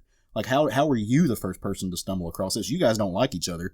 I know he owes you a lot of money for child support that he's not paying, because he's my best friend, but he's not exactly a good dude. And she was just like, well, I didn't think he was going to be here. He's like, what do you mean by that? She was straight up robbing him. She was coming there to like go through his drawers and steal money because she needed money to help pay for the child support. He's kind of a deadbeat dad. And of course, what she stumbled on, she bit off more than she could chew, because she found just he'd been gnawed upon. Just she didn't bite off more than the werewolf could chew, though. Yeah, so they're very confused. It's a crime scene, so they break up. They call in the FBI. Like, this is not something that he can handle. And then they kind of go back to town. Now, again, we're dealing with, I'm going to call it a one-horse town, but again, we're talking about not a western town. It's just a small, one-light town. Yeah, feels more like a community. There's one bar, and one stoplight in the center of town. The news has gotten out. It's gotten around, and so everybody is at this one bar. And Dale goes there, and he's just, he's gotten drunk. He's a mess. He's sad, he's angry, he's mad, he doesn't know who did what to his best friend, he can't handle his emotions very well, and so he just proceeds to start screaming at the bar. He's cussing, because everybody's gossiping about how much of a piece of shit Mark was. He was, but this is his best friend. He's like, happened to a better person. Have you no respect for the dead? And so he kind of goes on this drunken rampage, and of course, he's insulting other patrons, so he gets told to pipe down. The bartender comes over and is like, hey, like, dude, like, we get it, but you need to chill. And so he does. He swallows his feelings with a shot and kind of sits there and mopes a little bit. And out of the corner of his eye, he sees this gorgeous, just bombshell, this voluptuous blonde woman in a red dress. I mean, like, it's the red dress, right? And so he's just like, oh, you're new. I haven't seen you around these parts before. So in his drunken stupor, his liquid courage kicks in, so he stumbles over to her and just starts talking to her, flirting a little bit, and she's getting a feel for him. She kind of tells him, yeah, I'm not from around here, I'm just kind of traveling through, yada yada. You want to I think these people have seen a horror movie before. Yeah, no. And Dale is just a lovable oaf. You forget all that when you see the red dress, right? Yeah. And she's like, hey, you want to get out of here? And he's just like, well, I don't know about getting out of here, but this place has got a pretty nice bathroom. Yeah, he's a classic guy. He's a real class. So they go into the bathroom and they fuck. They don't have sex. They fuck. I'm talking like at one point. If people were to have normal sex in the bathroom of a bar, I would be a little concerned. Yeah. At one point, Let's while turn the he's romance on next to this toilet. like he's just got voluptuous bosoms over each shoulder pounding away at this woman, and she's like choking him and telling him to punch her. Like that's the kind of fucking that they're doing. This is rodeo sex where you try to hang on for 8 seconds. Yeah. And I mean she just rakes his back and just claw marks. Just it's brutal sex. And of course he wakes up the next day, she's nowhere to be seen. He doesn't know what's happening and he's hungover. Now does he wake up in the bathroom or No, he goes back to his place. He wakes up back at home. Because all sheriffs should drive home drunk from the bar. Yep, he does. Yeah, he wakes up and kind of starts going back about his day, and then he remembers, oh yeah, I've got like police work to do, and so he goes about his business. And by that night again, you get the understanding that Dale's life kind of goes in cycles, and it's kind of Groundhog's Day. It's very repeating. So by the end of the day, he's ready to get drunk again, and he's ready to get laid again. He's just constantly horny. So did I mention that he was low-key sleeping with his best friend's ex-wife? Yeah, that was happening. And she's got 2 kids, so he shows up at her house. And they put the babies to bed. And they're like, again, there's no trust here. Like, he legitimately thinks that she might have had something to do with his best friend's death. Like babies to bed, that's not like a euphemism? No, like she's got two small, very angelic, blonde, beautiful children that she makes sure they go in bed. And then they just go and have really untrusting sex with each other. What is untrusting sex? Like, again, he thinks that she might have had something to do with killing his best friend and ex-husband. This is a classy guy. Like, but he's not going to let this keep him from it. And so I'm sure he's going to have a redeeming quality eventually, right? Yeah, it's like volume 2, I think, is where that kicks in. So they do their thing. He wakes up the next morning, and she's not in bed. And it's very, very weird. But by the way, like where the old girl had like raked his back, that's still a really gnarly looking like sex wound.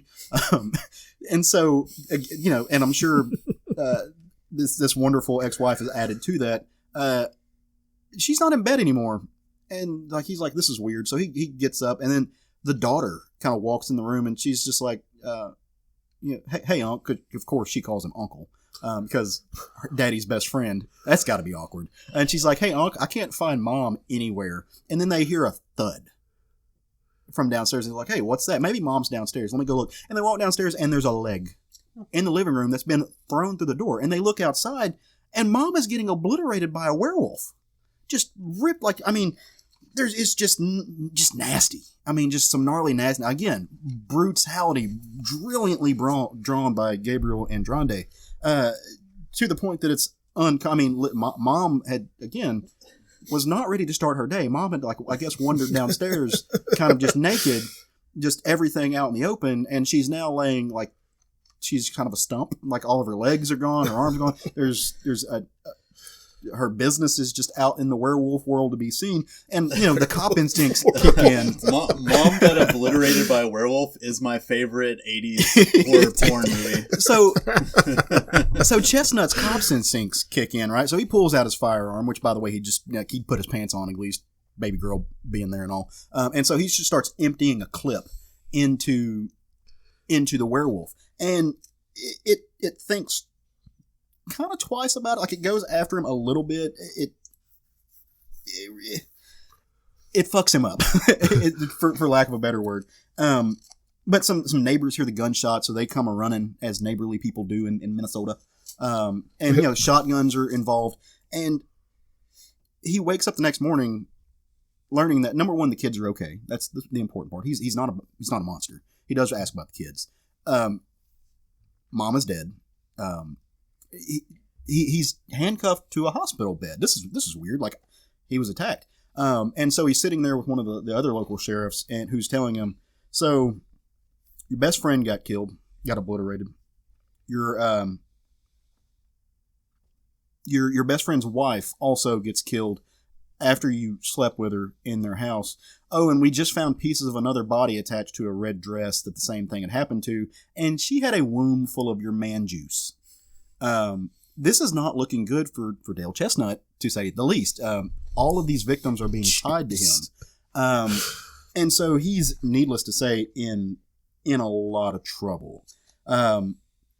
He's also extremely hurt. He just also got attacked by a werewolf, which they're trying to reconcile those two things, right? Well, he's again handcuffed to the bed. the cop leaves because he's got, I guess, cop business to do. I don't know. But doesn't post he kind of posts Barney Fife as a guard and is like, hey, watch this. But of course, Barney Fife inevitably has to go pee or something. So he leaves and Dale gets himself out of the bed, climbs out of the third floor window. Again, brutally broken as a man with like bleeding and wounds and stuff. And escapes, like steals 6 trucks and stuff to get back to his hometown. 6 trucks. Like literally, he says, like, I stole 6 trucks to make it back here. And he shows back up in the town and he's trying to find out what's going on. Like, this is all happening very quickly. He's very confused. People are dying. He's seen a monster. He thinks maybe he's hallucinating. He doesn't know. And so he goes to the morgue where, again, all of these people are laid out. They've kind of been like Frankenstein back together, little puzzle pieces, what they could find, what didn't get eaten. And so he's talking to the coroner, who's very shocked to see this man that he knows got arrested in his morgue, and he's trying to explain some stuff to him. And he's like, yeah, but dude, I know you, Dale. I've known you since you were a kid. I didn't call the cops, but seriously, you're in pretty rough shape. The cops are looking for you. You got to figure your shit out. Yeah, and like, I don't know if he did this or not. I don't really care because the coroner's drinking. None of these people are good human beings. I respect him personally. So a little bit later, some light, as they're sitting there having this conversation, they hear somebody over a microphone, a loudspeaker, there's lights flashing. The cops have shown up, of course. They're going to take him to jail, to which they do. And he's trying to explain, I didn't do any of this while he's sitting in jail. And again, thuds are a very big part of this book. They hear a thud. And of course, Dale just knows. He's like, hey, that thing that did all those stuff that you think I did, that thing is here. You should probably let me out. You need to break out the shotguns. We're all going to die. And about that point, a werewolf breaches the building and just takes out a wall. An entire wall comes undone, and this thing just starts ripping through these hillbilly wannabe cops. I mean, the shotguns aren't doing any good. Well, no, like they literally rounded up a posse. Like, this is, like, again, taking place in Minnesota. This is like a Minnesota Western. Yeah. They have rounded up a posse to go get Dale Chestnut for like potential murders, and they're guarding him in overalls. By the way, rock on the overalls. Yeah, and this thing just starts ripping apart these dudes. Again, it's a fucking werewolf. It's going crazy. And he's in jail. He cannot get out. Unfortunately for one of the cops, their body lifelessly slides over to him and he's able to get the pistol. So he starts shooting the werewolf while he's in jail. And the werewolf's not having it. He's obviously there because he's tracking Dale. And he sees, oh, prey inside the cage just shot me. I'm mad about it. So werewolf rips open the cage and goes after him, except Dale starts fighting back. Now, you've seen this thing rip open and into pieces 3 human beings at this point. Dale Chestnut should not stand a chance, right? Like, there should be no way that he lasts 5 seconds with these things, except he starts fighting back, and he starts kind of winning. Like, this werewolf, if you don't believe this is happening, you ought to feel how the werewolf feels. He's like, what the fuck? This is bullshit. This is supposed to be easy. I need to write a letter to somebody. And Dale reaches through, plucks the werewolf's eyeball out with his bare hands, and rips it from his skull, and finds himself confused and holding a werewolf eye. And the werewolf is not happy about this, but is also kind of hurting, and just skitters away. Just goes like he's getting out of here. And as issue 2 of this, so I've told you basically how the first 2 issue goes. Issue 2 closes. Dale looking at his hand, and his hand is a claw. Remember how girl in the bathroom raked him? Rake, R-A-K-E-D, raked the flesh from his back. Might have been a werewolf in her own right. There was something there, because now he's starting to change and realizes that that's why this werewolf is tracking. Like, he kind of starts putting the pieces together because he's a cop, right? Like, he's got experience doing this. And as he walks out, he sees the bits and pieces of the hillbilly cops just thrown across the snow. Just again, pure mayhem. This book is gratuitously violent, and I love every minute of it. So he grabs a shotgun with his claw hand and racks it, and is like, okay, it's me and you now, kid. Like, he's going to go start hunting the werewolves. Each volume of this, I think, has 5 or 6 issues in it. I've read this book in its entirety. It's one of my favorite werewolf stories of all time. I absolutely love this. And if this sounds like just dumb fun, number one, it is, but the story does actually, look, I'm not going to make the case that this is one of the most nuanced stories of all time. It's layered. The story is more than just gratuitous violence. Like, there is a really good plot here. There is some human building. Most of it happens in bar bathrooms, believe it or not. But it also is just pure gratuitous violence and pure dumb fun. Did you say he was a sheriff? He's a local yokel. Like, So he's a local cop. Is he a were-sheriff? Or I guess now he is. Sherewolf? Or Maybe he's a Sherewolf now. has anybody seen Werewolf Cop? No. I haven't, but I've heard about this. about it as well. But just to give you a little bit of insight to where this book goes, Minnesota is not only just a place; it's a character in this book. Like, the Norwegian history of Minnesota, of this northern Midwestern world, plays a lot into the werewolf mythology, and there are active tribes of werewolves living and thriving in secret in these places. And our buddy Dale stumbled across the wrong one, and that is what has led to the majority of this. Sad day, right? Womp womp womp. Yeah. Go check this book out. It's if a lot you of haven't. fun. Yeah. Again, it is NC-17, sexually active, gratuitously violent. Some of the best rendition. Like if you like body horror, you will enjoy this, because there are just pieces of humans in weird and odd shapes, and a fantastic werewolf story. Like, this needs to be, if you want to take a comic and develop a horror story from a comic into a film, you can get no better than Farrell's. It's badass. It's great. Yeah, it's really, really good. Yeah. I've got it both. Like I said, I double dipped. I've got it in trades and I got it in floppies. So anybody, both sitting at this table, or maybe you're a listener and maybe you're a listener that I trust. let me predicate that. And you maybe want to read this. Maybe hit me up, and maybe I can make that happen for you, because it's excellent. And even as we said earlier, even if you can't get to Caleb to borrow his, they're $5 a trade right now because Avatar's selling everything, and it's well worth the $5 a trade. Yeah. It makes me miss Avatar, man. It really makes me miss Avatar, because when they were good, they were good. They were so good. I don't disagree with that. Avatar was one of my favorite. It's where we got Gravel. I was about to mention Gravel. Yeah. There was another one that was like their dark superhero, right? Mm-hmm. Yeah, he was a combat musician. Yeah. Combat magician. Yeah, that's what he was. Yeah, I remember. There was another book that was essentially like, it took all of the gods from every different myth and pitted them. That was Dark Gods, right? That wasn't Dark Gods. That was God is Dead. God is Dead. Yeah. That one is another one. Wasn't it?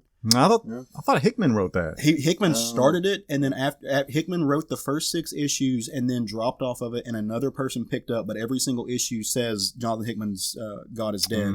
But yeah, it came out of the mind of Hickman. I miss this. I miss that publisher so much. I mean, that's where you got all of the Alan Moore Lovecraft stuff. Yeah. It's that they did some Necronomicon was there. Mike Costa after Jonathon Hickman. All right. Well, I've taken up enough time. Yeah, follow up Man Juice and my story lacks that. I bet our listeners didn't see me coming with that book. I really wish we had more werewolf stories. We need them, man. We're still lacking a really good werewolf movie. Yeah. There's been some. Yeah. The Wolfman was good. Mm-hmm. I like the yeah. The one with Benicio del Toro. That's what I'm talking about. Hugo Weaving. Yeah. Dog Soldiers is probably my favorite one. Really? So far, yeah. Mine's still American Werewolf in London. Yeah. That one's good. Just from the some of it's a little cheesy nowadays to nowadays standards, but it's still a good movie. It's kind of sad because like some of the best werewolf transformations comes from the worst werewolf movies. That's correct. Howling. Dog Soldiers. Freaking Van Helsing. Yeah. Great example. God. Yeah. Howling #1, the first Howling had a fantastic transformation. Yeah. Somebody needs to remake Howling. Yeah. Man. And don't do all the sequels. Correct. Man. I'm pining for werewolf movies over here. Yeah. You need it. I'm glad I could do that for you. So, my book of the week is Marvel Comics Punisher Kill Crew #3. And I came to this in an interesting way. This is by Jerry Dugan, Juan Ferreira, and the letters by Corey Pettit. So I should dislike this book for several reasons. And people that know me and know my enthusiasm for the Punisher kept telling me to read this book, most notably Mr. Michael Nelson. Yeah. And I kept blowing him off. I'm like, Punisher space story, man. I just can't do it. You lose me when you put the Punisher in space. Thanks for thinking of me. And he just kept on and kept on. And I'm like, so finally, I'm like, all right. His enthusiasm has won me over. So I picked him up and I went into this expecting to think it was mediocre at best. It's fucking wonderful. I cannot believe how great this is. This should not be this good. It's amazing. So issue number 3 starts off with Frank and Foggy Nelson have arrived in Jotunheim. This is the land of the frost giants. Yeah, you're going to have to read issue 1 and 2 why this is the case. And they have found a group of frost giants whom have the Juggernaut bound. They are in the process of torturing him in order to gain the power of the Sidorak. Frank decides they must free the Juggernaut in order to prevent the frost giants from gaining that power. They are successful in doing so, and a lot of incredibly illustrated and hilarious violence ensues. It's amazing. Juan Ferreira is killing it. He's good. He's really good. He's taken this series and made it unbelievably good. The way he illustrates these action scenes and pay close attention to the way he illustrates facial expressions. Fucking masterful. Wow. The way he puts panels together. He's putting a lot of thought into this, is the way it looks to me, or unless he's just incredibly talented. If this just flows from him without any effort, I don't know what it is, but he is amazing. I love how they finally got Juggernaut in a story where they're like, yeah, these frost giants are faceless and completely disposable. So yeah, the scene where they free the Juggernaut, and of course Jerry Dugan writes the Juggernaut's dialogue perfectly. The dumb thug he goes, I told you, Blue Wizard, you're going to regret messing with me. And then he plows through them and blasts them into pieces. And the facial expression that Juan Ferreira draws on the Juggernaut, tearing through, he's got, frost giant blood all over his face. And he's just, it's amazingly illustrated. It's one of the best. Be the most violent episode of the show ever. Oh my gosh. It's so great. And, so also within this, when this big hubbub is happening, Frank's Punisher war van, meanwhile, he got to Jotunheim because his war van is being towed by Thor's goat Tooth Gnasher. So Tooth Gnasher is on scene. It's fucking amazing. Yeah, it's amazing. So Tooth Gnasher comes on scene. Well, one of the frost giants decides he's going to take on Tooth Gnasher. Tooth Gnasher headbutts him. And then there's just this panel of the look on Tooth Gnasher's underbite face with the underbite, and then headbutts him again and essentially kills this frost giant. Headbutts are very prominent in this series, which I fucking love a good headbutt. Do they thud? I mean, like everybody else, I have dreamed of headbutting an opponent into submission, just like all of us. So to see it come up, to see it done, and so generously in this series and illustrated so masterfully is just food for the soul, and food for the soul. Don't be that guy that's taking too long at the bank in front of Matt. No. Okay. Oh my gosh. I mean, I showed my wife, I was like, look, it's amazing. Did she appreciate it? I'm more interested in the wife's reaction. Yeah. Did she appreciate I didn't even it? look at her face. I was looking at the panels. So, he got one of these. Yeah. Yeah, sure. That. Yeah, that's great. Yeah. In issue 2, there's 6 panels of nothing but headbutts. And it's just, I read the page like 6 times. And the final headbutt is with such tenacity. The guy's head comes off and Frank's holding his ears. That's pretty impressive. It's the best thing ever. It's just incredible. And the way these panels are illustrated, I'm telling you, man, it's crazy how good this is. So, so that's, Frank he's going through the cosmos. He's got Tooth Gnasher pulling the van that he absconded with from Thor. you may be asking, well, how does he know where he's going in the cosmos? Well, he took a frost giant captive and has him chained to the hood of the war van, so we can, okay, I need to go here, navigate me, captive. And at one point, the frost giant goes, well, you may refer to me as, and Frank says, I'll refer to you as War Criminal 01, and you'll take me where I want to go. And so the scene ends with Frank torturing a frost giant for information, actually in such a way it's shown off panel, but it causes the Juggernaut to projectile vomit. Oh my God. The Punisher is successful in getting the info that he is after and tells Juggy and Nelson that they now must go after another frost giant. And you're going to have to find out, read the first 2 issues to find out why he's hunting down frost giants. Yeah. But the problem with this particular frost giant is he has heard of Frank's success in plowing through his fellow frost giant. So he has gone into hiding in a bunker that is reportedly built of unbreakable metal.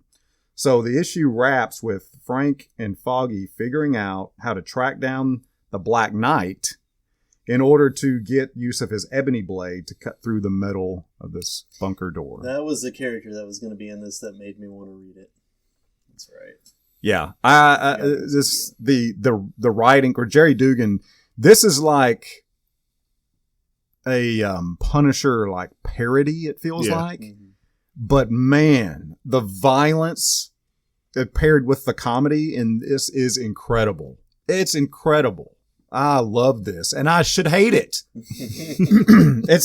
It's hilarious to me whenever something like this happens. You go into something with either no expectations or expecting not to like it, and then that's totally flipped. Because I got through the first issue, and I was like, yeah, not bad. Not bad. I got through the second issue. I'm like, oh, fuck, I really think I like this. And then I got through the third issue, and I was like, holy Christ, more, please. The flag was at full mast. Oh, man. This is crazy good. So, like 5 issues? But I don't know. I hope it's a lot of issues. But the art on this is amazing. Oh, my gosh. I didn't pick up this series mainly because it was a spinoff of the War of the Realms. There's a lot of reasons not to pick it up. Yeah, so I didn't grab it. But I mean, Gerry Dugan writing like look, Dead Eyes. Gerry Dugan writes really funny, really violent character. Look at Deadpool. He does this really well. So I mean, like, there's no reason not to expect this to have been really, really funny and really hilarious. Yeah. Well, and the way right before the plethora of headbutts that that Frank gives this character, what I love is the way it was set up. Is this character he knocks a gun out of Frank's hand and says, "Not so scary without your weapon," and that's what leads to him annihilating the guy's face and his skull with his own face. It's like, oh my God! You know where this is leading, right? Oh God, more headbutts. It's leading to a Tooth Gnasher Frank headbutt off. Oh man, no! They need to work in tandem. They're gonna have. This is how they blow off steam at the end of the day. They're gonna get some drinks and just ram each other. The facial expression on Tooth Gnasher after delivering this righteous headbutt is just fucking cold. A righteous headbutt. Oh yeah. Oh man. We should really talk about some nice stories sometime. I thought we just did. We did. We talked about some fantastic stories. Yeah, we had some. Nothing dark in our stories this week. On this episode, Craig brought the Fifis, and Caleb and Matt talked about ripped up bodies. And Gerry took us through hell. He did, and to heaven, and there were angels, and yeah, they weren't very nice angels. Oh, they usually never are. And we said goodbye to an old friend. We did. Legitimately, that one scene in that book did hit you. Like, it makes you feel all kinds of ways about stuff. It just gets you all emotional and weepy, and then you got to read goat headbutt stories just to bring you back up. Yeah. Right, and they will, man. I'm thinking I'm gonna have to go pick up the first 3 issues. That is fantastic. Well, guys, we really hope that you have enjoyed all of those books that we brought to the table. This episode was a lot of fun. I don't think I've laughed this hard on air. Yeah, I really enjoyed the suicide talks. And well, so again, we had a good time presenting the books this week. That is a serious issue that. Again, we'll put all the information in the. I think it really does do a good job of illustrating, like the books that we talked about today, illustrating the broad scope that comics as a medium can cover, though. Oh, for sure. Yeah. Like that's what I love. Like each of us bringing a different book to the table, because any given episode, we're going to talk about something that is either extremely important to existence and to human life, or really does a good job of illustrating how these books can be just escapism and just fun.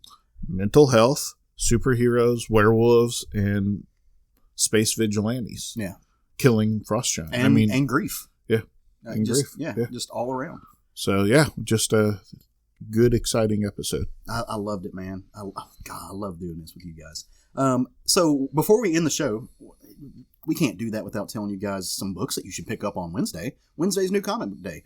You'd be lost if we didn't at least give you some suggestions, right? I feel like you would be. I'm giving myself a lot of credit here. I'm just joking. You guys are big boys and girls. You can figure it out for yourselves. But let's do that. Let's give you guys just little suggestions on what you should pick up next week. We'll set the menu for you. I really think you guys should check out Wonder Woman 81. I'm a big fan of what is happening with this book. G. Willow Wilson has done some really incredible work with the Wonder Woman lore and with the characters around Wonder Woman. In this particular coming up episode, the Solicit says that Olympus has been returned back to the gods. Now that the deities of Diana's world are back in power, all of her troubles are over, right? Surely. Maybe not. Using some distraction, Cheetah, her fiercest foe, maybe second fiercest foe behind Ares, has finally made her way to her final destination for destruction. In this past arc, Cheetah has killed the goddess of love with the God Killer sword. Diana's power derives... You killed love! Right, yeah, hey, when your main hero's power derives from love, that did a lot to the world. Like, it was a really, really good arc. And it's part of this year of the villain thing, and now Cheetah she's a really complex character, and G. Willow's doing some stuff with her that I haven't necessarily seen anybody, even George Perez, do with the writing of that character. So check it out. Like I said, number 81 comes out this next week. I am looking forward to something that I actually missed this week or this year. Saga, Spider-Man Life Story. What Saga? Yes, Spider-Man Life Story, the trade paperback, collecting the 6-issue series by Chip Zdarsky and Mark Bagley. Heard nothing but wonderful things about it. It'll be kind of nice to finally have that whole story in the palm of my hand. Yeah. So nobody has spoiled the ending for you? No, actually. Good. Well, nor me. So all we got to do is make it till Wednesday, Jerry.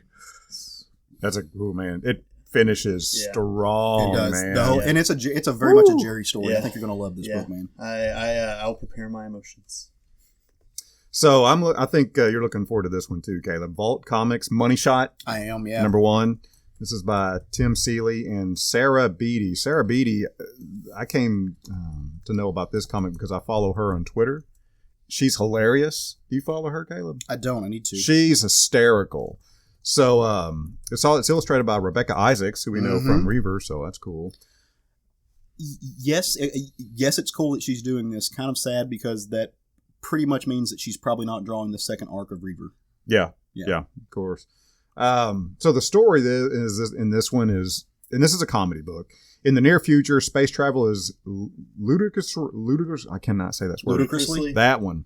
Expensive and largely ignored. Entered Christine Ocampos, inventor of Starshot teleportation device. Her big idea, she'll travel to new worlds, engage intimately with local aliens, and film her exploits for a jaded Earth populace trying to find something new on the internet.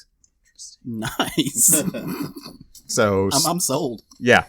So fun fact, this was going to be my book of the week, and then Matt, while Jerry was talking earlier, Matt looked over and saw it and handed me his script, and it had that on it, so I had to go scramble and find it. Yeah. Craig, what you reading this next week, brother? I have Valkyrie number 4 on there. Nice. And I did not even consult with Jerry for that. I'm enjoying the series too. It's been fantastic, and I'm looking forward to it. I mean, there's really nothing to add. We've kind of talked about this book pretty well. It's kind of funny because, like, the last 2 books that I had, the next issue is coming out the next week, so it's appropriate that I talked about Valkyrie. It's just a good series, and if you're a fan of Thor, you really have to question why you're not reading it if you're not. It really is wrapping up a lot of what, like, it's the true wrap up to Jason Aaron's Thor run. I feel. Yeah. King Thor maybe, but anyway. So hey, you guys and girls out there, we really hope you've enjoyed our show. We really hope you have enjoyed our banter about comic books. And again, like, I feel like we brought a broad swath of what comics has to offer to the show today. Check out those books we mentioned next week. If you want more of this, if you want to engage with us more as friends, as people who also love the mediums of comics, then you can come to our Facebook group. You can answer the 3 little short questions, easy questions. It's not hard. If you read comics, you can answer the questions. It's just, what is your favorite, this, that, or the other, and we'll let you in, and then you can converse with a whole bunch of folks who also love comics and who, look, sometimes the internet, especially in fan groups, can be really toxic. This is not that place. We do a really good job of cultivating a positive atmosphere there, and we would welcome you with open arms. You can see what we're reading and see us tweeting. We're at SFG Comics on Instagram and Twitter. If you have any questions, comments, maybe you have some concerns, maybe you need to talk about Gerry. Maybe Jerry's got an attitude problem that you really need to discuss. Mm-hmm. Then you can shoot an email to southernfriedgeekery@gmail.com, and I'll bring it to his attention. I promise you. With gusto. He'll CC me in. Yeah. I'll probably just tell him that he's right and you're wrong. I'm joking. But yeah, just email us if you have anything that we need to bring to our attention. We would love to hear from you. If nothing further, well, no, I got one thing. Mm-hmm. What are we doing in November? In November 15th, 16th, and 17th? That's correct. Yes. We are all converging as parishioners, as friends, as fans on Comic Conway, which is presented by the Faulkner County Library. We're going to be there. We're going to be doing all kinds of stuff. We're really excited about it. It's one of the best local shows here in Central Arkansas that we look forward to the most. They've got an incredible guest list. You can go on their Facebook page and their website. You can see them. Some really, really strong comics folks are going to be all up in that convention. We absolutely love it. We'll be there. We hope to see you there. If you see us, or maybe if you recognize our voices from listening to the show, just say hi to us. We'd love to hear from you. We'd love to meet you. If we haven't met you in person before, we would really enjoy it. So if nothing further, meet us at Comic Conway. Go forth and love some comics. Woo! Nice. I won't be there, but my legacy will. We will. I'm going to wear my Gerry shirt.